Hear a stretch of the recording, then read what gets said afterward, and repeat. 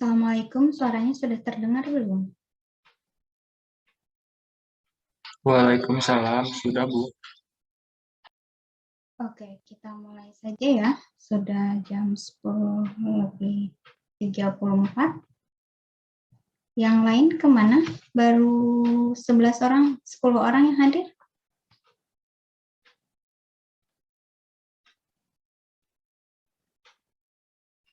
Ada yang tahu? Yang lain sudah tahu kan?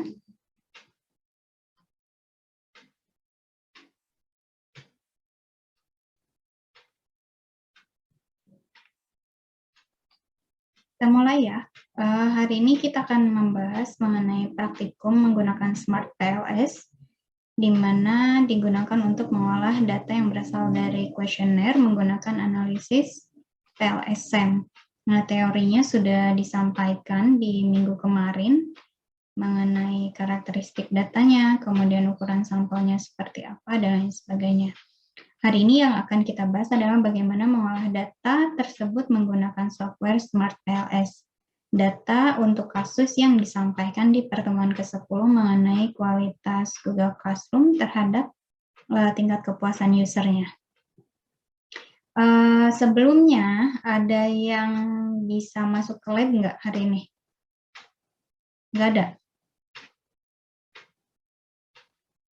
Nggak ada ya? Tadi di kelas sebelumnya itu katanya labnya masih dikunci, jadi tidak bisa menggunakan komputer di lab. Nah, jadi sebelum kita masuk ke materinya, hari ini ada tugas struktur keempat, yaitu praktikum mandiri dan dikerjakan secara individual dan dikerjakan menggunakan software Smart PLS ini. Nah, untuk itu Anda harus install dulu software Smart PLS-nya di laptop atau komputernya masing-masing. Anda bisa akses di smartpls.com, kemudian nanti akan muncul tampilan seperti ini di webnya. Nah, Anda klik download now, nanti akan ada pilihan untuk Mac OS atau Windows, kemudian pilihan untuk berapa bit komputer atau laptopnya, 64 bit atau 32 bit. Nah, kemudian kalau Anda ingin mencoba yang Pro tapi yang trialnya, Anda silakan klik yang Start Free 30 Day Trialnya. Nanti akan diminta email. Anda masukkan emailnya, kemudian lisensi untuk 30 harinya akan di-email ke email masing-masing. Catatannya, lisensi itu hanya berlaku untuk satu email, satu orang, dan satu komputer, dan hanya untuk satu kali. Jadi kalau Anda misalnya menggunakan komputer ini, menggunakan email pertama misalnya ya, kemudian dapat lisensi, install di komputer, masukkan lisensinya, kemudian lisensinya habis, Anda masukkan lagi email yang berbeda, dapat lagi lisensi, itu tetap tidak akan bisa, karena yang terbacanya komputer itu sudah pernah menggunakan trial sebanyak satu kali. Trial ini hanya untuk satu kali. Kemudian, lisensi itu juga tidak bisa digunakan oleh teman yang lainnya, karena hanya berlaku untuk satu komputer, satu laptop, dan satu orang. Jadi, setiap masing-masing itu, kalau ingin menggunakan yang pro dan trialnya dulu, masukkan emailnya dulu masing-masing. Tidak bisa di-share. Jadi harus masing-masing menggunakan emailnya. Nah, sebelum kita masuk ke praktikum di Smart PLS-nya, saya jelaskan dulu mengenai kasus yang akan kita bahas di dalam softwarenya secara langsung. Data praktikumnya sudah disediakan di e-learning. Sebentar.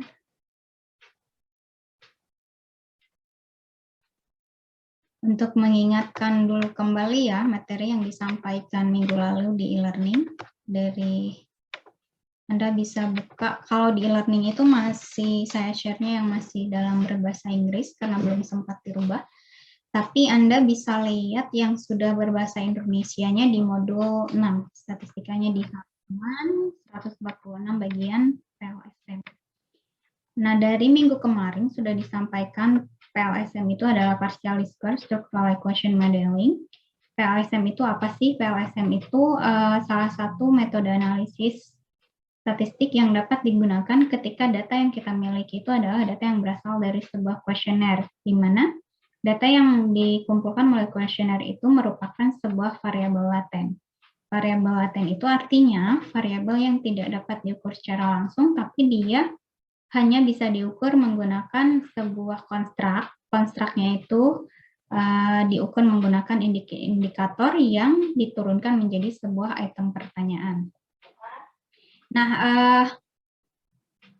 contoh variabel laten itu adalah mengukur sikap, mengukur persepsi, kemudian mengukur sebuah kualitas, dan lain sebagainya. Jadi datanya yang diukur dalam bentuk kalimat-kalimat dan lain sebagainya. Nah, lawannya dari variabel laten itu variabel yang dapat diukur secara langsung namanya variabel observed. Variabel observed di sini contohnya adalah tinggi badan, berat badan, usia, dan lain sebagainya. Tinggi badan tinggal diukur pakai meteran, diukur secara langsung. Berat badan diukur secara langsung menggunakan kilogram. Nah, itu namanya variabel observed. Ketika kita dihadapkan untuk mengukur sebuah fenomena, sebuah sikap, sebuah persepsi, sebuah kualitas, dan sebagainya, kita tidak bisa mengukur secara langsung. Tidak bisa ditembak, menurut Anda kualitas produk A ini berapa? Tidak seperti itu. Karena kata kualitas itu ada standarnya. Kualitas yang baik itu seperti apa, sikap yang baik itu seperti apa, persepsinya seperti apa. Nah, yang akan dibahas itu mengenai kualitas website Google Classroom, kualitas Google Classroom yang diukur menggunakan metode WebQual 4 yang selalu kita bahas dari awal pertemuan datanya, yang selalu kita praktikumkan dari mulai uji validitas, uji reliabilitas, kemudian pivot tabel, pivot chart, kemudian pivot tabel, pivot chart, kemudian analisis deskriptif, rata-rata, median, dan lain sebagainya. Nah, itu data mengenai pengukuran kualitas Google Classroom menggunakan metode WebQual 4. Nah, kualitas Google Classroom ini tidak dapat diukur secara langsung, tetapi dia diukur melalui sebuah konstruk. Makanya disebut sebagai variabel laten. Konstruknya adalah salah satunya menurut WebQual 4 itu adalah kualitas informasi, kemudian kualitas interaksi layanan. Nah, kualitas informasi ini tidak dapat diukur secara langsung. Berapa kualitas informasi menurut Anda dari misalnya e-learning STIMIK Sumedang atau dari website FTI ini? Tidak bisa diukur secara langsung karena yang namanya kualitas informasi itu harus dilihat apakah informasinya akurat, apakah informasinya terpercaya, apakah informasinya tepat waktu, apakah informasinya relevan, dan seterusnya. Nah, nanti dari indikator-indikator inilah yang dijadikan sebagai kuesioner yang sudah saya jelaskan di pertemuan pertama, pembentukan kuesioner itu seperti apa. Nah, ini contoh dari variabel latennya. Kemudian ketika kita ya, misalnya ingin mengetahui apakah kualitas website, kualitas Google Classroom, kualitas e-learning, dan lain sebagainya itu berpengaruh terhadap tingkat kepuasan usernya. Sehingga kita memiliki model variabel laten 1, variabel laten 2, misalnya variabel laten 3, berpengaruh atau tidak terhadap tingkat kepuasan usernya. Tampil ya tulisannya dan PDF-nya? Kelihatan nggak?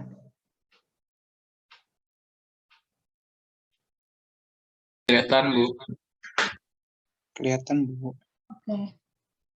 Nah, ini berpengaruh atau tidak, misalnya kualitas informasi berpengaruh atau tidak, kualitas interaksi layanan berpengaruh atau tidak, kualitas antarmuka pengguna, usability berpengaruh atau tidak.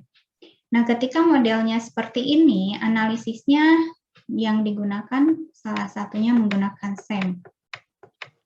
SEM adalah Structural Equation Modeling yang bisa digunakan untuk mengukur model yang melibatkan variabel laten. Di SEM ini ada dua pendekatan, ada CB-SEM, kemudian ada PLS-SEM. CB-SEM ini syaratnya datanya berdistribusi normal yang sudah kita pelajari.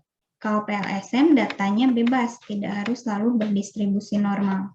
Kemudian kalau datanya berdistribusi normal, otomatis ukuran sampelnya harus besar. Nah, pada kenyataannya tidak semua data yang kita kumpulkan, data yang kita temui dalam kehidupan sehari-hari itu datanya berdistribusi normal, sehingga kita perlu alternatif analisis lain, yaitu PLS-SEM. Jadi ketika datanya tidak berdistribusi normal, kemudian ukuran sampelnya itu kecil, kita bisa menggunakan PLS-SEM. Nah, kenapa kita harus menggunakan, sekali lagi saya tekankan, kenapa kita menggunakan PLS-SEM? Karena PLS-SEM ini metode non-parametrik yang tidak memerlukan asumsi distribusi normal, kemudian ukuran sampelnya tidak harus selalu besar. Jadi, banyak kemudahan dibandingkan dengan menggunakan CBSAM atau covariance based SAM. Ini yang tadi saya sebutkan. Kemudian karakteristik data untuk dapat menggunakan PLSM-nya. Jadi tadi sudah saya sebutkan bahwa ukuran sampelnya itu boleh sampel kecil, tapi bukan otomatis datanya hanya 10 responden, 5 responden, 15 responden bisa digunakan untuk PLSM. Tidak seperti itu, tapi ada aturannya. Yang dimaksud dengan ukuran sampel kecil di sini, itu minimalnya adalah 10 kalinya jumlah indikator formatif. Nanti saya jelaskan apa itu indikator formatif. Sebenarnya ini sudah dijelaskan juga di pertemuan minggu lalu di e-learning. Kemudian ada jalurnya adalah jalur reflektif. Ukuran sampelnya 10 kalinya jumlah jalur inner model. Inner model itu model struktural. Nanti akan jelas saya tunjukkan ketika pembentukan modelnya. Kemudian mencapai tingkat statistical power. Masih ingat ya, di pengujian hipotesis ada tipe error 1, yaitu alpha. Kemudian ada tipe error 2, yaitu beta. Tipe error 1 itu peluang menolak hipotesis yang benar. Tipe error 2-nya adalah peluang menerima hipotesis yang salah. Nah, statistical power itu adalah 1 dikurangi beta, yaitu peluang menolak hipotesis yang salah. Sehingga diharapkan statistical power-nya itu tinggi. Kemudian distribusinya tadi sudah disebutkan tidak harus selalu normal, dia tidak ada asumsi distribusi. Missing values, jadi bisa digunakan ketika ada data yang missing atau misalnya saya berikan kuesioner ke Anda, kemudian ada beberapa item pertanyaan yang tidak diisi, nah itu namanya adalah missing values. Nah, bisa tetap digunakan PLSM ketika tingkatnya wajar. Jadi biasanya hanya 6% dari total data yang ada. Kemudian skala pengukurannya bisa metrik, quasi-metrik itu ordinal, data biner itu adalah nominal yang hanya 2 pilihan, ya tidak, laki-laki, perempuan, dan lain sebagainya. Nah, ini adalah rekomendasi untuk ukuran sampelnya. Jadi kalau tadi menggunakan rule of thumb 10 kalinya jumlah terbanyak indikator, atau untuk formatif, untuk reflektifnya 10 kalinya jumlah jalur di model struktural. Kita juga bisa menggunakan statistical power. Statistical power tadi sudah saya sebutkan peluang menolak hipotesis yang salahnya adalah 80%. Kemudian taraf signifikansinya bisa 1%, 5%, 10%. Nah, kalau di dalam jumlah maksimum arah panah ya, nanti di dalam model spesifikasi itu kan ada arah panah. Misalnya jumlah maksimumnya ada 10, kemudian Anda gunakan alfanya 1%, minimum koefisien determinasi, itu adalah besar pengaruh secara bersamanya. Misalnya Anda inginkannya minimalnya adalah 0,1, maka ukuran sampelnya minimal yang harus diambil adalah 256. Nah, karakteristik modelnya tadi sudah saya sebutkan bahwa dia diukur melalui sebuah konstruk dengan 1 atau lebih item pertanyaan atau indikator. Kemudian tadi saya sebutkan ada model formatif dan ada model reflektif. Kemudian di PLSM juga mampu mengatasi model yang kompleks. Nah, nanti ada algoritmanya. Kita loncat ya, karena sudah dijelaskan di minggu lalu. Jadi apa yang akan kita praktikumkan itu tahap pertamanya nanti kita bangun sebuah model spesifikasi dari hipotesis yang akan kita uji. Model spesifikasi itu kita membuat pet diagram. Di dalam pet diagramnya itu ada model pengukuran atau outer model, kemudian ada model struktural. Model pengukuran ini adalah hubungan variabel laten dengan indikatornya. Jadi tadi misalnya kualitas informasi ada item 1, 2, 3, 4. Kemudian ada kualitas interaksi layanan, item 1, 2, 3, dan 4, dan seterusnya. Kemudian kalau inner model itu kalimat yang tadi. Kualitas informasi berpengaruh terhadap tingkat kepuasan user. Kemudian kualitas interaksi layanan berpengaruh terhadap tingkat kepuasan user. Usability berpengaruh terhadap tingkat kepuasan user. Jadi struktural itu hipotesis yang diuji. Kalau model pengukuran itu adalah variabel laten dengan indikatornya, nanti ada validitas dan reliabilitas. Jadi tidak berbeda jauh dengan yang sudah dipelajari menggunakan R software untuk validitas dan reliabilitas. Nah, keuntungan lagi ketika kita menggunakan PLSM, kita tidak perlu lagi menggunakan uji validitas dan reliabilitas yang sudah kita praktikumkan menggunakan R software. Karena uji validitas dan reliabilitasnya itu masuk ke dalam evaluasi pengukuran. Jadi sudah ada di dalam tahapan PLSM. Nanti ketika model spesifikasinya sudah selesai dibangun, baru nanti ada estimasi parameter.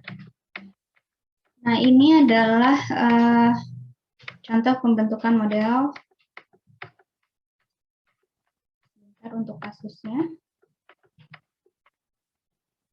Jadi tujuan penelitiannya yang akan kita praktikumkan hari ini adalah judulnya Partialist First Structural Equation Modeling pada hubungan antara tingkat kepuasan mahasiswa dan kualitas Google Classroom berdasarkan metode WebQual 4. Ini datanya yang sudah selalu kita praktikumkan menggunakan R software untuk uji validitas dan reliabilitas di pertemuan ketiga ya, kalau tidak salah. Kemudian ada menggunakan pivot tabel, pivot chart, kemudian menggunakan data ukuran deskriptif di Excel. Nah, ini kita lakukan pengujian hipotesisnya. Jadi kalau pengujian hipotesis yang sudah Anda pelajari di pertemuan 7, pertemuan 8, pertemuan 7 dan pertemuan 9 itu, kalau datanya dalam bentuk angka. Jadi skala pengukurannya adalah interval atau rasio. Tapi kalau pengujian hipotesis dalam bentuk variabel laten, datanya dari kuesioner seperti ini, digunakanlah PLSM dengan alasan bahwa datanya tidak berdistribusi normal, ukuran sampelnya bisa kecil, dan lain sebagainya. Nah, tujuan penelitiannya adalah melihat hubungan antara tingkat kepuasan mahasiswa dengan kualitas Google Classroom. Kemudian populasi targetnya adalah mahasiswa STIMIK Sumedang yang terdaftar pada Google Classroom, mata kuliah kalkulus lanjut pada semester Gasal 2017-2018 di STIMIK Sumedang. Kemudian ukuran sampelnya ditentukan berdasarkan rumus Lovin. Di sini digunakan alfanya 5%. Kemudian dari total populasi target yang terdaftar pada mata kuliah ini di Google Classroom di semester dasar itu, ukuran sampelnya jatuhnya 89 orang. Kemudian pemilihan mahasiswa untuk dijadikan respondennya itu menggunakan teknik simple random sampling secara acak. Dan variabel penelitiannya itu laten. Variabel laten yaitu ada kualitas Google Classroom dan tingkat kepuasan mahasiswa. Jadi kualitas Google Classroom ini tidak dapat diukur secara langsung, tapi melalui konstruk yang tadi saya sebutkan. Kemudian tingkat kepuasan mahasiswa juga sama. Skala pengukurannya yang digunakan adalah rating scale 1 sampai dengan 5. Kemudian alat pengumpulan datanya karena dia variabel laten, maka dibentuk sebuah kuesioner. Kuesionernya itu dibentuk menggunakan metode WebQual 4. WebQual 4 dari acuan berdasarkan Arifin. Nah, karena ada beberapa versi WebQual 4 dari referensi A, referensi B, referensi C, Anda wajib mencantumkan ketika Anda melakukan penelitian ya. Nanti mungkin untuk skripsinya atau mungkin di penelitian-penelitian yang dilakukan pada mata kepentingan untuk memenuhi kewajiban tugasnya di mata kuliah baik saya maupun mata kuliah yang lain. Atau nanti Anda ketemu secara latihan, secara realnya itu di kerja praktek di semester 7 kalau nggak salah. Ada kerja praktek, itu juga ada survei, ada pengujian hipotesis, dan lain sebagainya. Nah, karena metode A dari beberapa referensi 1, 2, 3, dan seterusnya itu kadang ada yang berbeda. Referensi A menyebutkan indikatornya adalah A, B, C, referensi 2, A, B, D, E misalnya. Nah, ada perbedaan walaupun secara garis besarnya sama, maka Anda harus wajib mencantumkan referensi mana yang menjadi acuan utama. Kalau di sini digunakannya referensi milik Arifin yang dipublikasikan pada tahun 2013. Nah, di penerapan WebQual 4 ini, kenapa digunakan untuk mengukur kualitas tugas Google Classroom? Karena si WebQual 4 ini dapat mengukur kualitas website, dapat Selain dapat mengukur kualitas website, dia juga dapat membantu untuk mengetahui faktor-faktor yang berpengaruh terhadap tingkat kepuasan pengguna akhir. Nah, ini catatan utamanya. Mengetahui faktor-faktor yang berpengaruh terhadap tingkat kepuasan pengguna. Kemudian WebQual 4 ini juga selain dapat digunakan untuk mengukur kualitas website, dia juga dapat digunakan untuk mengukur kualitas sebuah aplikasi. Ada yang tahu perbedaan website dan aplikasi?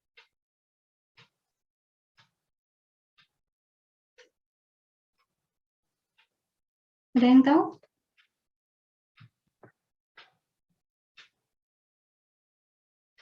Website itu diakses dari sebuah browser, bisa Opera, Google Chrome, Mozilla, Internet Explorer. Anda masukkan alamatnya, misalnya Anda akses Google Classroom dari website.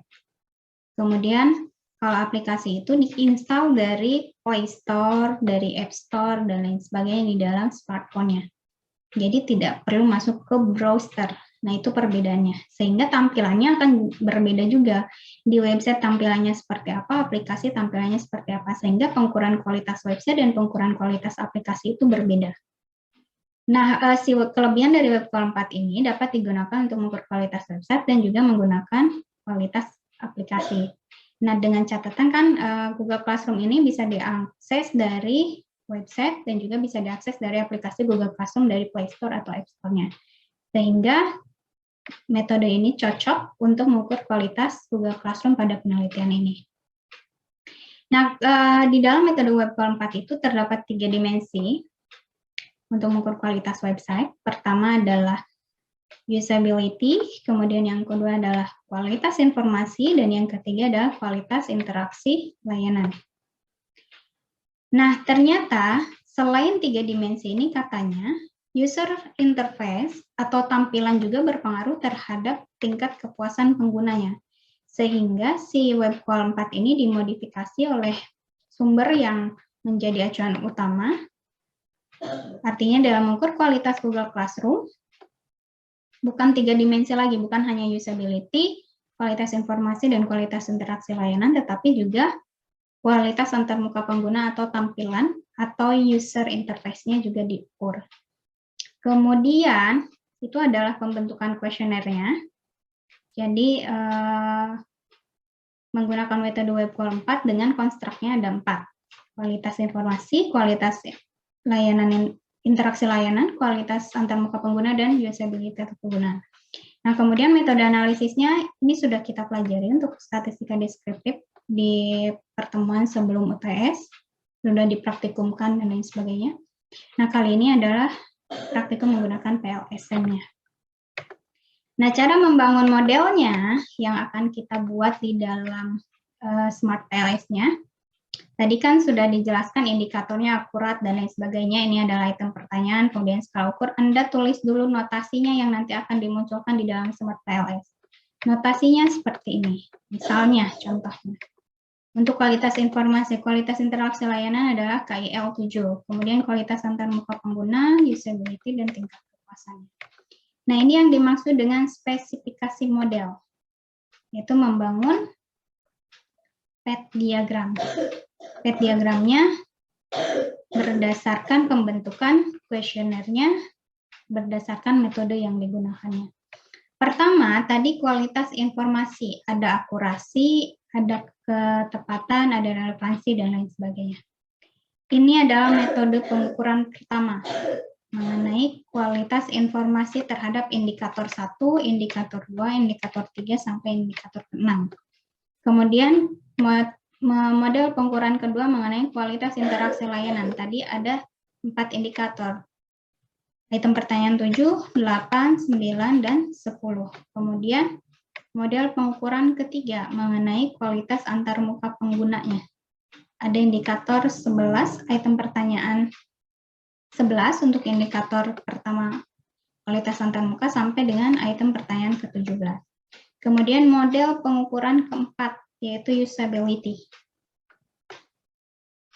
Ada 18 sampai dengan 24, kemudian model pengukuran kelima untuk tingkat kepuasannya hanya ada 1 item pertanyaan. Nah, seperti yang sudah Anda pelajari, sebelum masuk ke dalam pengolahan data harus ada uji validitas dan reliabilitasnya. Nah, di dalam PLSM, uji validitas dan reliabilitasnya tidak perlu menggunakan R software karena sudah ada di dalam tahapan analisisnya. Jadi nanti kita mengukur validitas dan reliabilitas untuk model pengukuran 1 yang ini, kemudian yang kedua, yang ketiga, keempat, dan kelima. Nah, dapat dilihat di sini ada model strukturalnya. Model strukturalnya adalah hubungan antara variabel latennya, yaitu hipotesis yang ingin diujinya. Ini hipotesis pertama, kualitas informasi terhadap tingkat kepuasan usernya. Ini adalah notasi untuk besar hubungannya. Kemudian kualitas interaksi layanan terhadap tingkat kepuasan user. Kualitas antarmuka pengguna terhadap tingkat kepuasan user, usability terhadap tingkat kepuasan user. Nah, ini namanya adalah model struktural. Nah, dihubungkan dengan tadi, ukuran sampel minimalnya dilihat, ini modelnya reflektif. Nanti Anda pelajari lagi yang sudah dijelaskan di minggu lalu, reflektif itu tanda panah dari variabel latennya terhadap indikator. Jadi bukan tanda panah dari indikator terhadap, bukan seperti ini. Kalau ini namanya formatif. Nah, ini kalau modelnya reflektif seperti ini, di sini ada banyak jalurnya, ada 1, 2, 3, 4, berarti ukuran sampel minimalnya adalah 4 dikalikan 10. Nah, hubungan dengan ukuran sampelnya yang tadi, 4 dikalikan 10. Banyaknya jalur di dalam model strukturalnya atau inner model. Nah, ini adalah model yang akan kita bentuk di dalam Smart PLS yang akan kita praktikumkan hari ini. Sebelum masuk ke Smart PLS-nya, nanti setelah setelah spesifikasi model, perhatikan notasi-notasi di sini. Ini adalah parameternya. L itu adalah loading, water loading yang digunakan untuk uji validitas dan reliabilitas. Jadi kita harus menaksir atau menghitung berapa nilai loading untuk setiap indikator di sini. Kemudian besar hubungan untuk melakukan pengujian hipotesisnya. Nah, itu masuk ke dalam tahap estimasi parameter model. Jadi, sampai sini ada pertanyaan?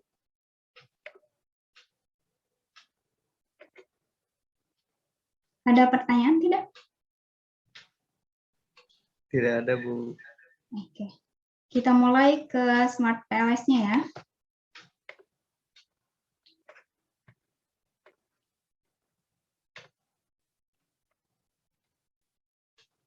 Nah, ini kalau sudah diinstal, tampilannya seperti ini. Kemudian sebelum digunakan, pastikan dulu lisensinya sudah aktif. Nah, Anda masuk ke info, sudah tampil belum Smart PLS-nya? Sudah, Bu. Nah, sebelum masuk ke analisisnya, ini Anda klik info, kemudian klik switch license. Nah, kalau yang ini lisensinya menggunakan lisensi student, jadi kalau Anda dapat lisensi yang trial, Anda klik change license, ini harus terhubung dengan internet. Jadi internetnya pastikan stabil, karena kalau tidak stabil biasanya lisensinya dia tidak aktif-aktif. Sering sekali terjadi pada saat mahasiswa change license, Bu, kenapa gagal terus dan lain sebagainya, karena internetnya tidak stabil, jadi dia gagal terus. Nah, kalau Anda punya license key yang dikirim ke emailnya, yang trial ataupun yang pro, Anda klik yang profesional ini, kemudian masukkan license key-nya. Nanti klik sampai dengan terhubung, akan aktif pro. Kemudian kalau tidak menggunakan yang trial, Anda pilih yang student. Student ini diklik, kemudian nanti change license, nanti akan muncul seperti yang muncul di saya. Jadi yang saya sudah expired, yang pro-nya, saya rubah ke dalam student. Perbedaannya, kalau yang pro itu ukuran respondennya tidak dibatasi. Kemudian kalau untuk yang student itu, dia kan free selamanya, tetapi ukuran respondennya hanya 100 maksimalnya. Jadi kalau dalam penelitian yang sebenarnya yang respondennya 200, 300 itu tidak bisa digunakan.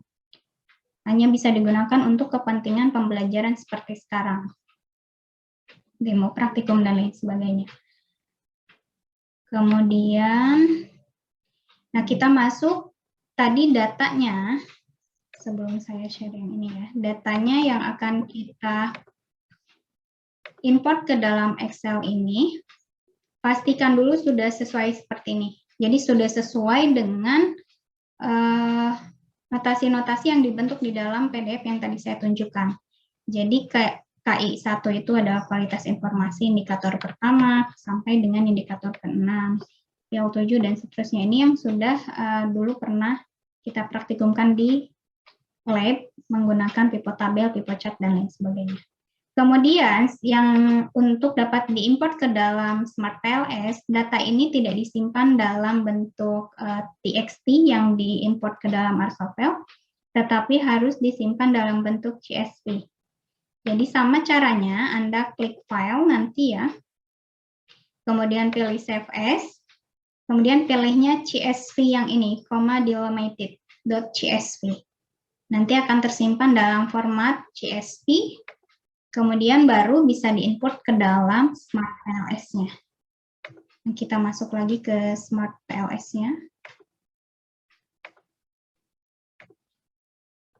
Nah, di sini. Untuk masuk atau mengimport data ke dalam Smart PLS, Anda klik dulu New Project. Jadi pilih dulu ini, New Project. Kemudian nanti akan muncul tampilan seperti ini. Anda diminta untuk memberikan nama project yang akan atau pengolahan data yang akan dilakukan. Sudah muncul tidak? Tampil? Sudah ada, Bu. Ya. Ya, Bu. Ini bebas namanya ya, terserah. Misalnya praktikum PIB, PI 3B, pertemuan 11 misalnya. Ini bebas. Nanti Anda klik OK, akan muncul di pinggirnya seperti ini. Nah, akan muncul di sini. Cara importnya, double klik yang tanda informations. Jadi di sini double klik, nanti akan muncul pilihan ini, cari di folder mana tadi yang di-save dalam bentuk CSV, double klik lagi. Ini bisa dirubah, terserah misalnya data praktikum, diklik OK, nanti akan muncul.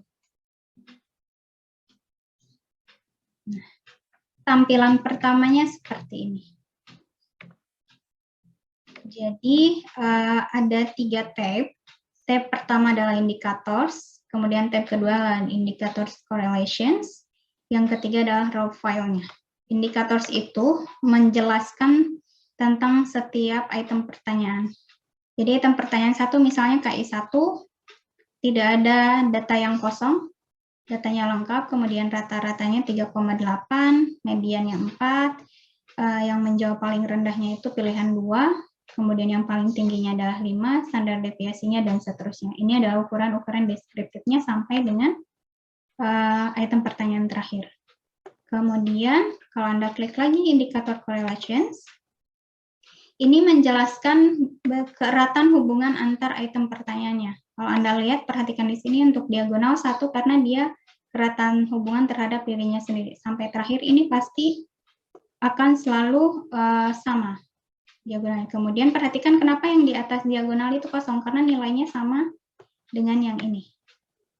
Jadi KI 1 korelasi terhadap KI 2 0,347 ini juga nilainya sama. Nanti yang di sini juga nilainya sama dengan 0,304. Nah, ini adalah besar keratan hubungan antar item pertanyaannya. Kemudian, klik raw file. Raw file di sini adalah rekapan jawaban responden dari responden pertama sampai dengan responden terakhir dari setiap item pertanyaannya. Misalnya ini untuk line number 1, ini adalah judul baris. Judul baris itu kan KI 1 sampai dengan TK 25. Kemudian baris kedua adalah jawaban responden pertama terhadap 25 item pertanyaannya. Item pertanyaan pertama dia menjawab 4, sampai dengan item pertanyaan ke-25 dia menjawab 4. Responden kedua juga sama dan seterusnya. Itu namanya raw file-nya. Jadi ketika sudah import data, yang tampilnya seperti ini. Selanjutnya, tadi langkah pertamanya adalah membuat path diagram atau model spesifikasi. Nah, cara membuat path diagramnya Anda double klik di data yang diimport tadi, yang di pinggir sini, double klik, nanti akan muncul halaman kosong untuk menggambar diagramnya dan indikator yang akan kita gambarnya. Nah, yang pertama kita gambar model pengukuran untuk kualitas informasi dari item 1 sampai dengan item 6. Anda klik, kemudian tekan shift sampai dengan KI 6, kemudian di drag, tarik ke sini. Di drag, nanti akan muncul. Paham ya? Kemudian di sini munculnya laten variable one. Bagaimana cara merubah namanya menjadi variabel laten yang kita ukur dalam penelitian. Anda klik di yang bulatan merah, klik kanan, kemudian pilih rename. Nanti di sini rubah yang atasnya saja, yang bawah itu otomatis ikut berubah. Ini kualitas, sebentar ya, baterainya mau habis.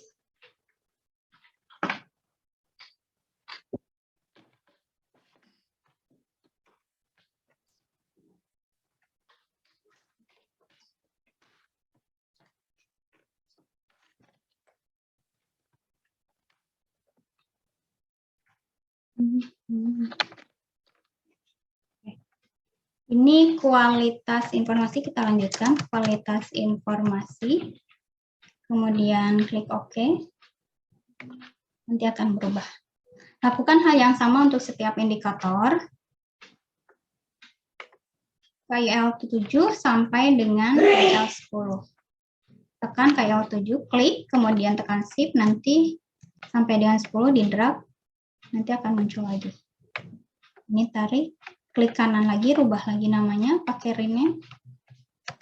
Kualitas interaksi layanan.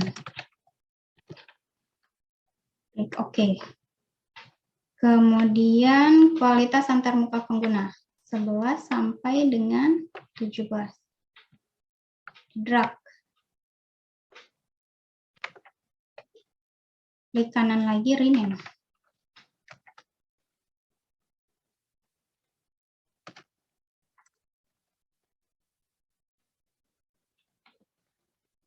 Klik OK, kemudian usability 18 sampai dengan 24, diklik, tarik, kemudian klik kanan lagi, pilih rename, usability. Kemudian yang terakhir adalah tingkat kepuasan usernya. Klik kanan, kemudian rubah lagi rename.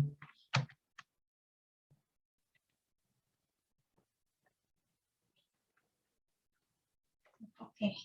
Nah, perhatikan di sini ada 5 model pengukuran. Jadi nanti di dalam PLSM setelah kita bangun modelnya secara utuh, kelima model pengukuran ini akan dilakukan pengujian validitas dan reliabilitas, tapi tidak melalui R software, langsung di dalam Smart PLS-nya. Nah, perhatikan ini akan kita rapihkan. Yang ini akan saya rubah menjadi di atas. Klik kanan di sini ya, klik kanan, kemudian pilih lines indikatorsnya apakah mau diletakkan di atas, di kiri, di bawah, atau di kanan. Saya mau letakkan di atas, berarti klik top. Nanti akan berubah seperti ini. Kemudian yang usability saya mau rubah ke bawah, klik kanan, kemudian bottom. Nanti akan berubah. Ini cara merapikannya tinggal di drag saja, nanti akan ikuti yang ini akan dirubah ke sebelah kanan, klik kanan, nanti right. Nah, ini model pengukurannya. Selanjutnya, kita harus membentuk model strukturalnya, yaitu untuk menguji hipotesisnya. Caranya, yaitu harus menghubungkan setiap variabel laten yang bulat-bulat ini ke dalam tingkat kepuasan usernya. Nah, klik connect.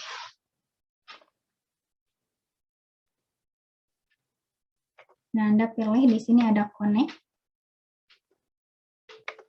Klik connect, kemudian klik misalnya. Pertama adalah kualitas informasi berpengaruh terhadap tingkat kepuasan user. Hipotesis penelitian pertama. Kemudian hipotesis penelitian keduanya, kualitas interaksi layanan berpengaruh terhadap tingkat kepuasan user. Kemudian hipotesis ketiga, usability berpengaruh terhadap tingkat kepuasan user. Hipotesis keempatnya, kualitas antarmuka pengguna berpengaruh terhadap tingkat kepuasan user. Nanti akan berubah menjadi warna biru. Ini adalah model spesifikasinya. Sampai di sini ada pertanyaan?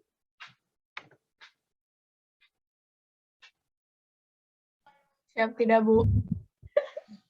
Kalau tidak ada, nah sebelum dilakukan estimasi parameter, tadi kan di dalam PDF saya jelaskan di sini ada L loading ya. Ini L itu adalah parameter yang akan kita cari nilainya. Anda bisa save dulu model spesifikasinya ini. Caranya tinggal diklik kanan di sini. Klik kanan, kemudian nanti pilih export as image to file atau export as image to report. Jadi ketika Anda nanti menyusun laporan dari hasil analisis menggunakan PLSM sebelum dilakukan estimasi parameter, model spesifikasinya, selain menggunakan yang tadi secara manual di dalam Word, yang saya tunjukkan dalam PDF, Anda bisa gunakan yang dari sini. Anda klik kanan, kemudian pilih export as image to file atau export as image to clipboard. Nanti kalau Anda klik export as image to file, dia akan tersimpan dalam format PNG. Nah, selanjutnya kita lakukan estimasi parameter yang tadi muncul nilai L, nilai rho. Caranya Anda pilih calculate di sini, kemudian pilih PLS algorithm. Pilih PLS algorithm, nanti akan muncul tampilan seperti ini. Sudah muncul tabnya? Sudah, Bu. Nah, ini pastikan waiting sim-nya adalah PET, kemudian maksimum iterations-nya adalah 300, top criterion change-nya bisa 5, bisa 7. Kalau di sini saya gunakan default, menggunakan 7, sehingga tidak ada yang dirubah, nanti tinggal klik Start Calculations. Start Calculations. Nah, akan muncul seperti ini. Jadi sebelum masuk ke penjelasan sini, saya tunjukkan dulu yang red diagram tadi akan muncul estimasi parameternya. Seperti itu. Nah, ini namanya adalah hasil estimasi parameter. Tadi di dalam PDF munculnya adalah L, ini L, kemudian yang ini juga L, ini juga L. Nah, ini adalah nilai loadingnya, nilai outer loadingnya untuk pengujian validitas dan reliabilitasnya. Jadi, kemudian ini adalah besar hubungan antara variabel latennya untuk pengujian hipotesisnya.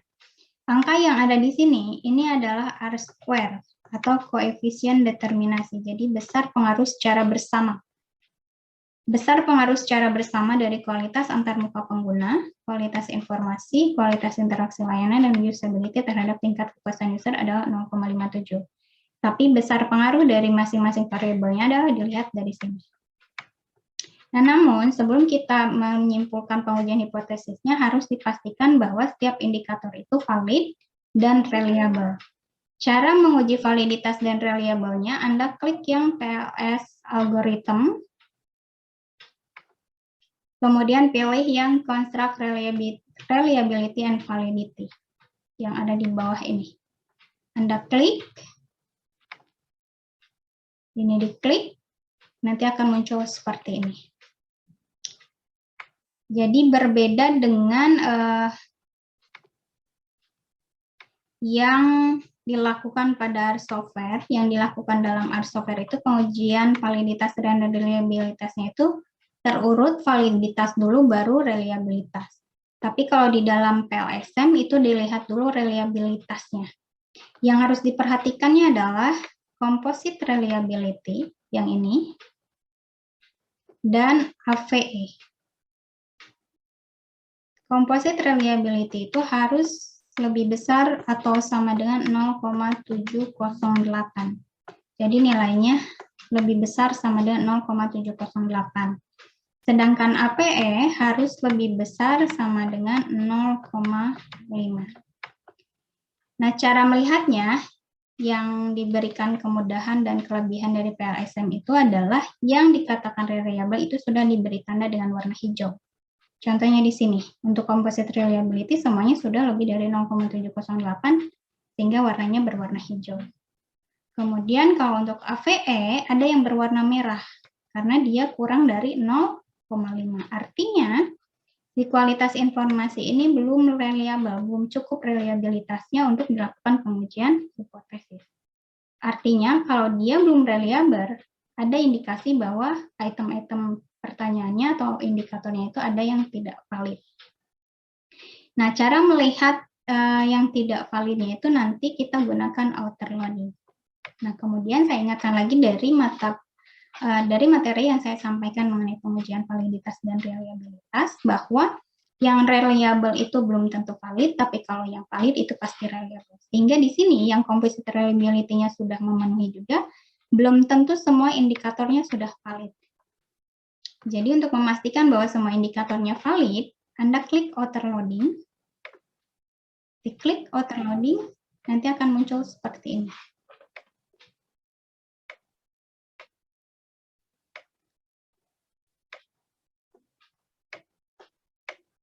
Klik outer loading. Lihat, sama seperti tadi, sama seperti composite reliability, outer loading itu nilainya harus lebih besar 0,708. Sehingga kalau nilainya kurang dari 0,708, dia akan berwarna merah. Nah, perhatikan di sini ada KMP 11, KMP 14, dan KMP 17 tidak valid. Kemudian kualitas informasi indikator 1 sampai dengan 3 juga tidak valid. Kemudian KIL berapa ini? KIL 7 tidak valid. Kemudian usability 20 dan 21 tidak valid. Artinya indikator-indikator ini harus dihilangkan dari model agar dapat meningkatkan reliabilitas dan meningkatkan nilai AVE-nya tadi. Jadi indikator-indikator yang tadi tidak valid itu harus dihilangkan untuk dapat meningkatkan nilai composite reliability dan nilai AVE-nya. Nah, ketika Anda menghilangkan indikator yang tidak valid, tetapi menurunkan composite reliability dan average variance-nya atau AVE-nya itu berarti modelnya juga tidak dapat digunakan, sehingga syaratnya indikator yang tidak valid dapat dihilangkan ketika meningkatkan composite reliability dan AVE-nya. Nah, untuk itu kita harus melakukan respesifikasi model. Jadi model yang ini dirubah lagi dengan menghilangkan item-item yang tidak valid. Nah, kekurangan dari Smart PLS yang license-nya student itu kita tidak bisa menyimpan hasil dari algoritma PLSM-nya dalam bentuk Excel.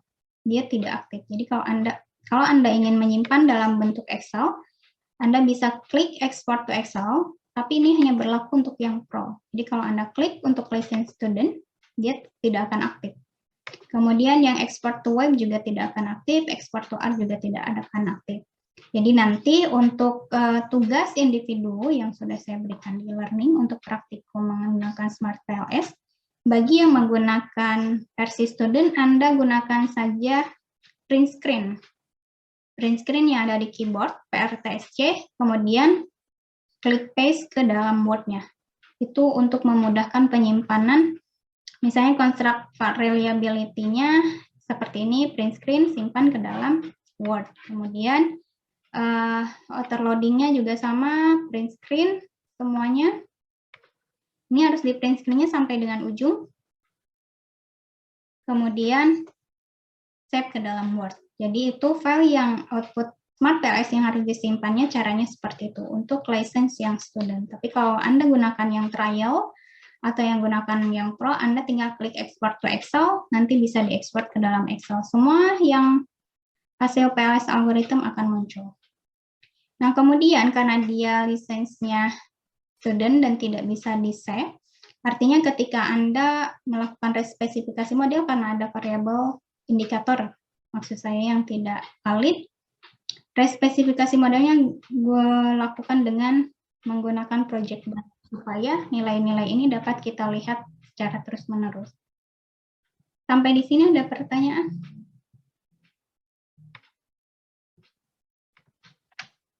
Ada pertanyaan tidak?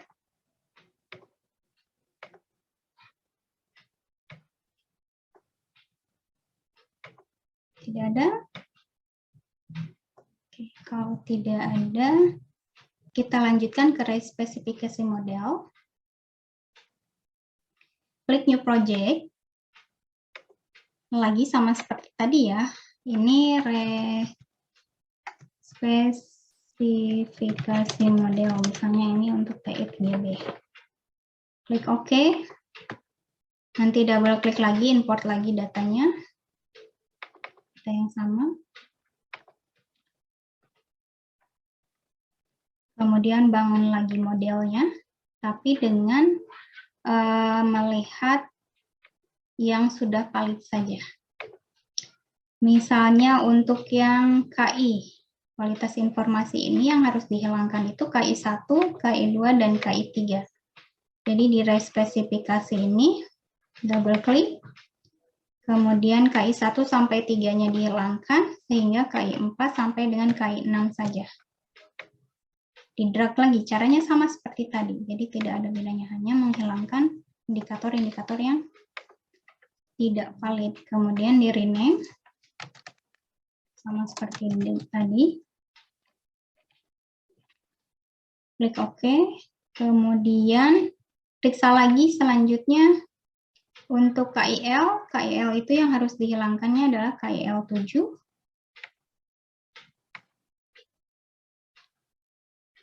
KIL 7 saja, berarti 8, 9, dan 10-nya itu dilibatkan.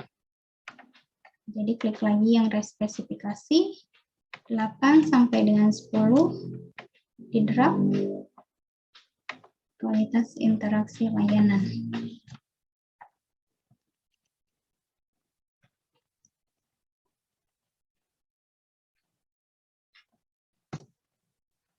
Klik OK. Kemudian periksa lagi untuk KMP mana yang harus dihilangkan, KMP 11, 14, dan 17.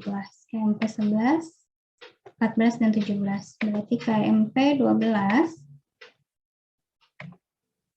13, 15, dan 16. Ini tarik.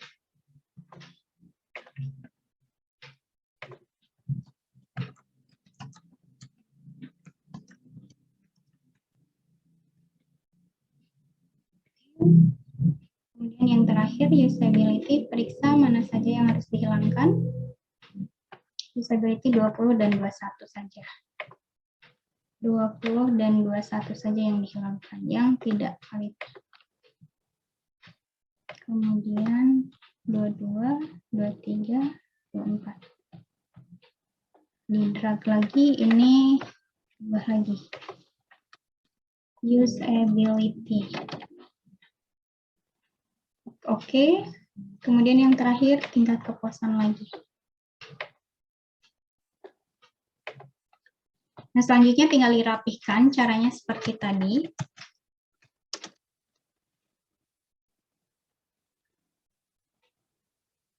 Ini rubah ke atas, atau kemudian dirapihkan.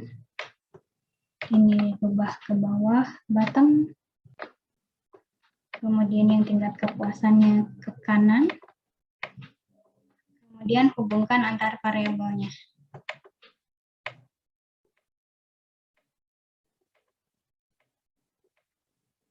Nanti akan berubah jadi biru, ulangi lagi gunakan calculate, PLS algorithm,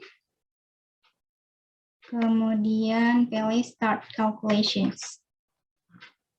Nah, nanti akan muncul lagi, cari construct reliability validity-nya. Nah, perhatikan di sini, APE-nya sudah hijau semua, artinya sudah lebih dari 0,5 semua, atau reliabilitasnya sudah mencukupi. Nah, Anda harus membandingkan nilainya apakah naik atau turun dari model yang pertama tadi. Jadi Anda klik yang ini, lihat lagi yang tadi. Untuk kualitas antar muka pengguna,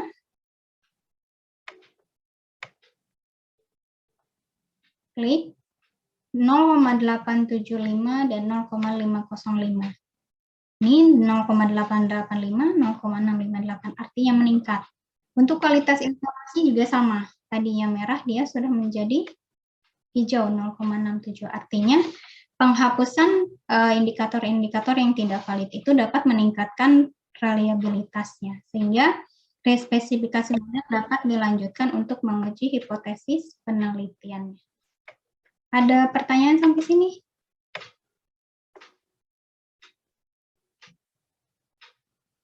Selain melihat construct reliability untuk composite reliability dan apa-nya meningkat atau tidak, Anda cek juga lagi outer loading-nya. Di sini apakah sudah hijau semua atau tidak. Perhatikan lagi, di sini sudah hijau semua. Jadi kalau tadi model yang ada yang tidak validnya, outer loading masih banyak yang merah.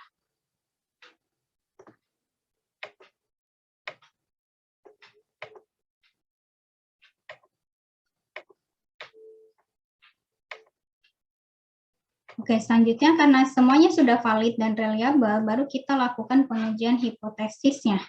Pengujian hipotesisnya tadi, kita akan melihat apakah kualitas antar muka pengguna berpengaruh terhadap tingkat kepuasan user, kualitas informasi berpengaruh atau tidak terhadap tingkat kepuasan user, dan kualitas interaksi layanan dan usability berpengaruh atau tidak terhadap tingkat kepuasan user.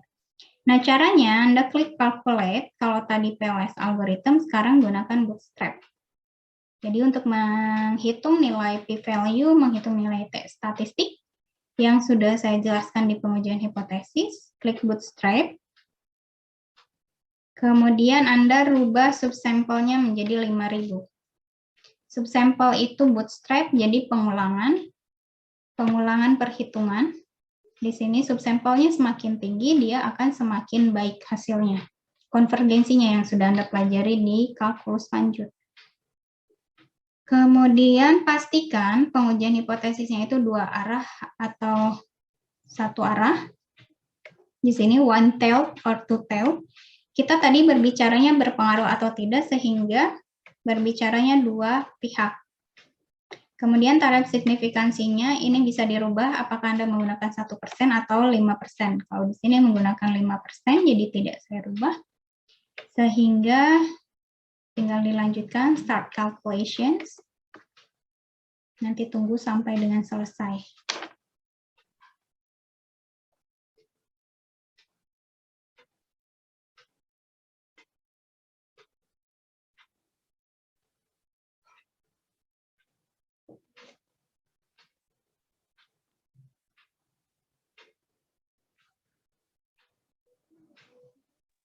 Nah, muncul seperti ini.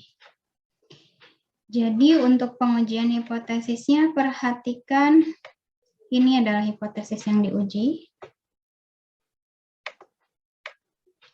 Kemudian ada nilai original sampel, ada sampel mean, ada standar deviasi atau standar simpangan baku, kemudian ada p-values. Nah, yang pertama, perhatikan hipotesis pengujian yang ini. Yang kita uji adalah kualitas antarmuka pengguna berpengaruh terhadap tingkat kepuasan user. Anda perhatikan T statistik ini. Nilainya kalau menggunakan alfa 5%, dia harus lebih besar dari 1, untuk 2 pihak ya, 1,64. Kemudian kalau alfanya 1%, dia harus lebih besar dari 1,96. Kemudian, seperti di dalam R software, kalau Anda gunakan p-values, nilai p-values di sini harus lebih besar dari alfa per 2, atau 0,025. Bukan lebih besar untuk ini, lebih kecil, harus lebih kecil. Jadi, perhatikan hipotesis pertama dulu. Kualitas antarmuka pengguna berpengaruh terhadap tingkat kepuasan user. Di sini nilai T-nya 1,437. Bandingkan dengan 1,64, dia nilainya lebih kecil, sehingga hipotesis ini ditolak.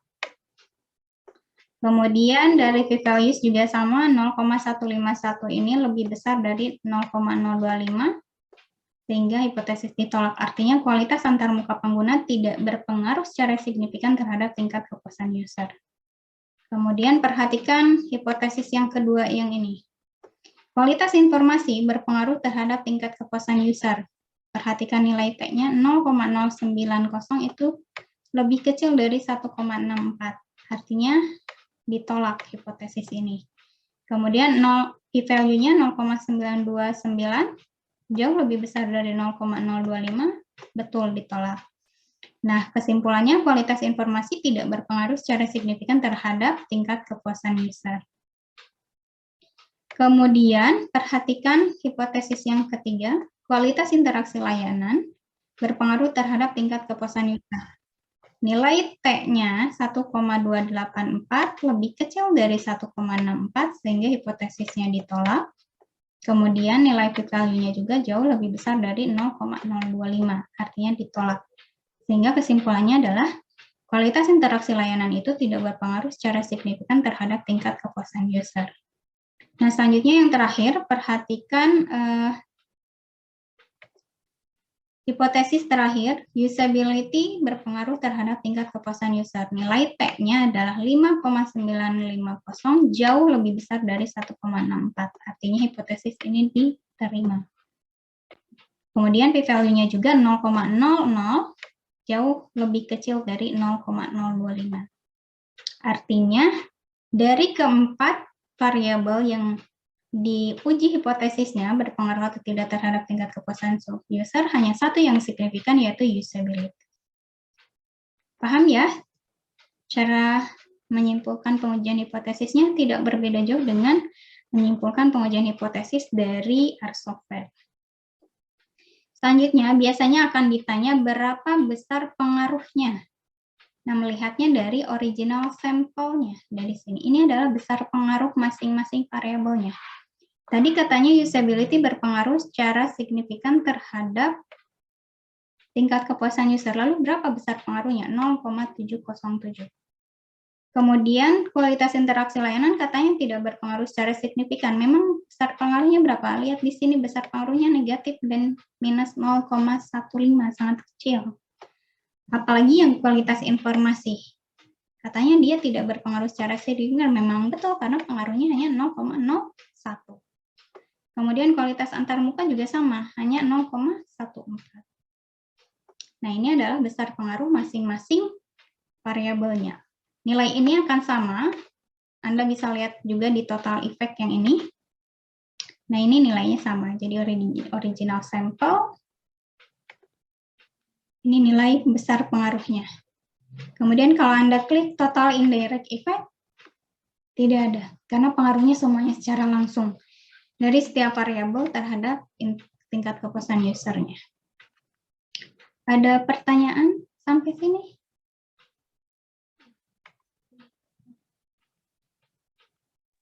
Tidak ada, Bu. Oke. Selanjutnya untuk melihat pengaruh secara bersamanya, Anda buka di spesifikasi model, kemudian lihat nilai yang tadi, yang di PLSM algorithm. Di sini kan yang tadi sebelum bootstrapping ya, sebelum berubah di sini tuh ada angka, nah itu adalah nilai R-square-nya, nilai secara bersamanya. Kalau ini muncul adalah nilai T statistiknya. Oke. Nah, ini adalah untuk praktikum hari ini. Ada pertanyaan sebelum dibahas ke pembahasan selanjutnya?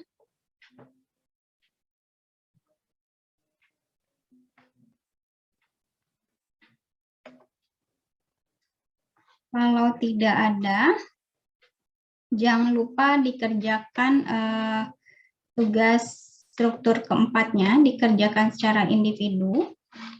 Kemudian datanya sudah disediakan, Anda bisa lihat cara praktikumnya itu dari video tutorial yang sudah saya share di e-learning, kemudian Anda juga bisa, tadi sudah saya praktikumkan juga, kemudian Anda juga bisa baca di modul praktikum ke-7 halaman 115-an.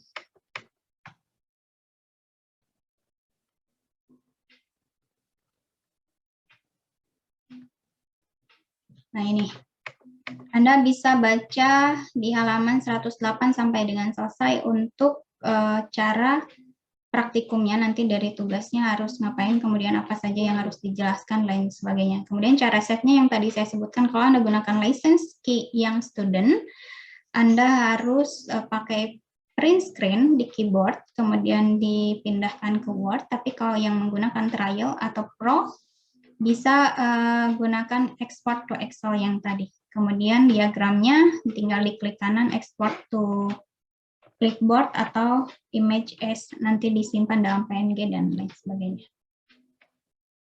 Ada pertanyaan? Nggak ada ya? Selanjutnya, minggu besok jadwal kuis seperti biasa, soalnya sudah di-share di e-learning. Sini sudah kelihatan PDF-nya? Kelihatan. Nah ini ya, untuk tugas mandiri untuk kuis minggu depan, sama seperti di kuis pertama itu presentasi kelompok. Kuisnya dilakukan melalui studi kasus. Kemudian kelompoknya maksimal 4 orang, itu boleh sama dengan kelompok pada saat kuis pertama atau boleh berubah.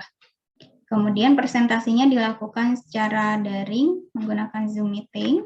Kemudian file presentasinya dikumpulkan hanya menggunakan salah satu username atau perwakilan 1 hari sebelumnya. Jadi hari Minggu malam, paling lambat jam 12 malam itu sudah diupload.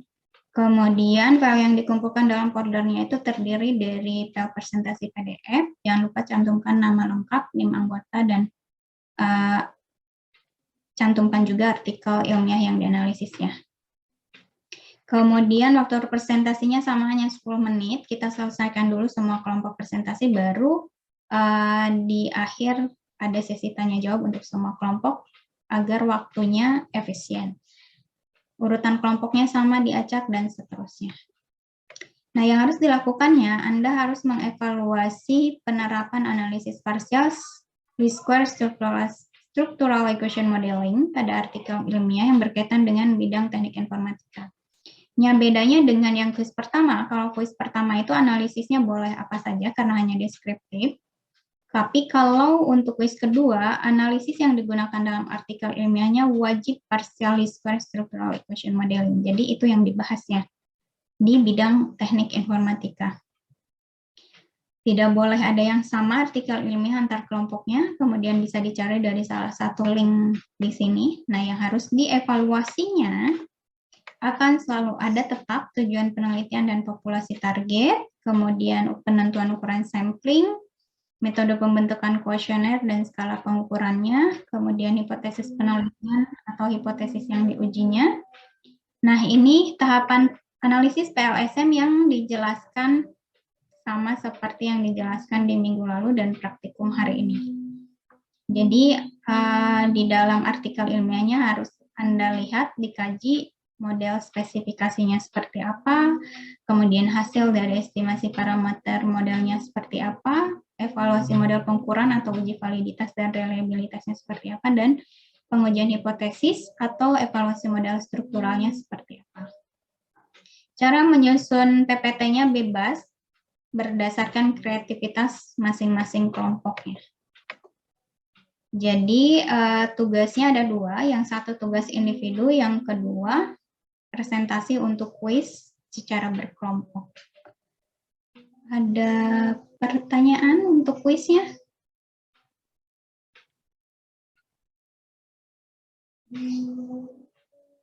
Tidak ada? Kalau tidak ada, sebelum ditutup, saya ingin memperlihatkan kegiatan Anda. Jadi ada beberapa mahasiswa yang terlihat tidak aktif di dalam e-learning-nya.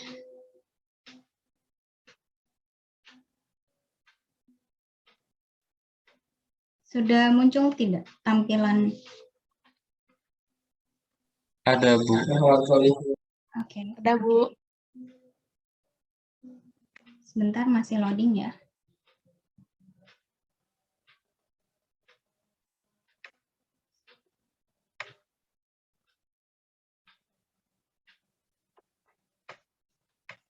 Nah, ini ada beberapa orang yang terlihat tidak menyelesaikan materi sehingga dianggap tidak hadir, dan ini sangat mengancam ya, bukan mengancam, nanti akan mempengaruhi kehadiran yang disyaratkan untuk mengikuti ujian akhir semester dari lembaga.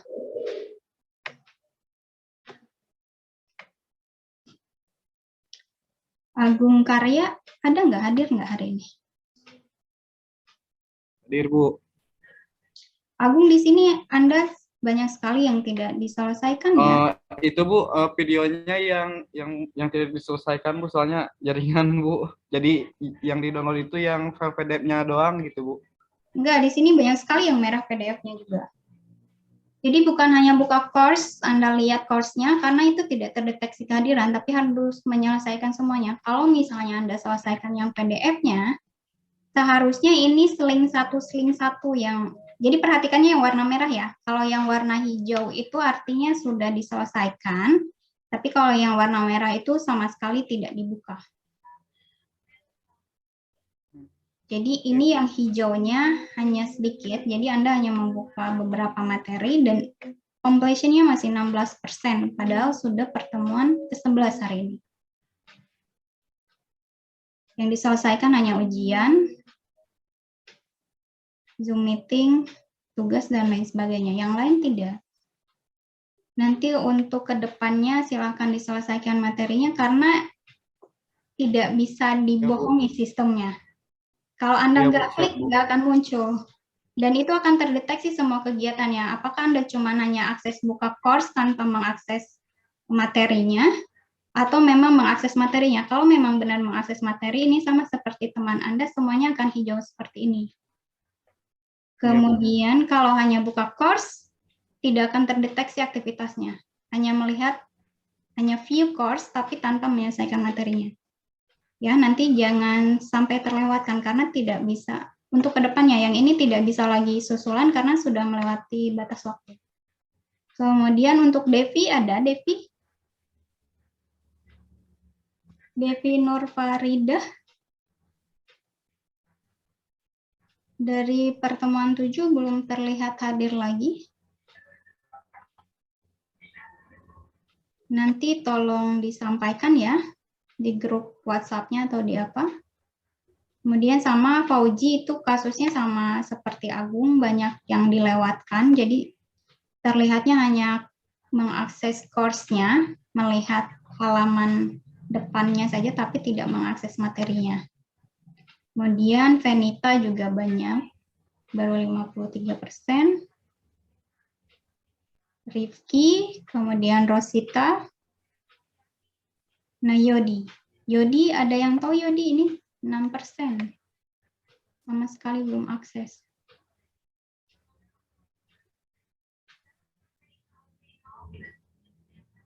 Nah, ini bagi yang melewatkan batas waktu dari penyelesaian materi dan penyelesaian mungkin hanya yang diaksesnya hanya tugas, materinya tidak diakses, itu tetap progresnya hanya yang dilihat dari yang diaksesnya saja. Artinya Anda tidak melaksanakan pembelajaran online menggunakan e-learning-nya.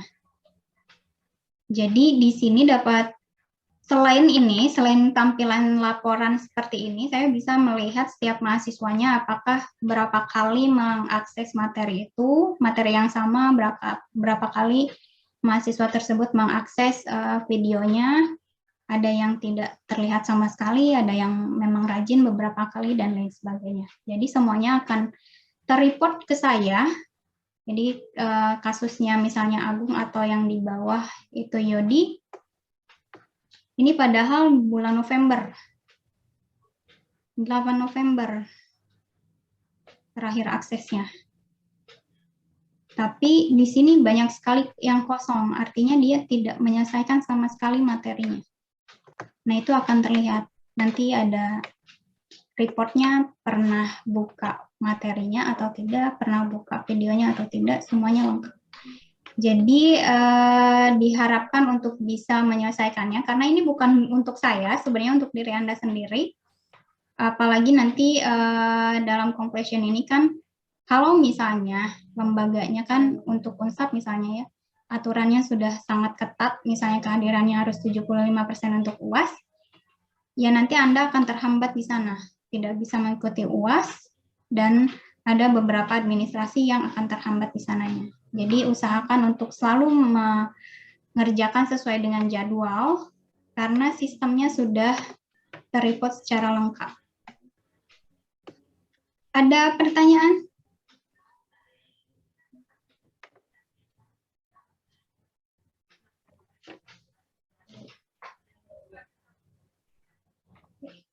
Kalau tidak ada, itu yang ingin saya ingatkan sebelum ditutup. Jadi minggu depan jangan lupa kerjakan tugas individunya, kemudian tugas kelompoknya untuk presentasi minggu depan. Menggunakan Zoom sudah disediakan linknya sesuai dengan jadwal. Kemudian, ini pesan yang sekarang memang harus selalu disampaikan oleh beberapa pendidik atau pengajar, termasuk dosen dan lain sebagainya. Karena akhir tahun ini banyak sekali berita yang sangat menyedihkan yang terkait mahasiswa atau mahasiswi yang mengalami musibah dan lain sebagainya. Saya harap semua mahasiswa di FTI ini bisa menjaga diri, baik mahasiswa laki-laki maupun mahasiswa perempuan, untuk bisa menjaga diri baik-baik, kemudian jaga nama keluarga, jangan sampai mengecewakan orang tua yang sudah susah untuk mencari biaya perkuliahan, agar misalnya masa depannya lebih baik dan lain sebagainya. Diharapkan untuk dapat menjaga dirinya baik-baik. Ini bukan hanya untuk perempuan, tapi untuk mahasiswa laki-laki juga. Jadi, karena memang yang paling sering terdampaknya perempuan, selalu yang disorotnya adalah perempuan, padahal mahasiswa laki-laki juga sebenarnya kan punya andilnya juga pada saat menjaga dirinya masing-masing. Semoga selalu diberikan kesehatan. Saya akhiri. Wassalamualaikum warahmatullahi wabarakatuh. Waalaikumsalam. Waalaikumsalam warahmatullahi wabarakatuh.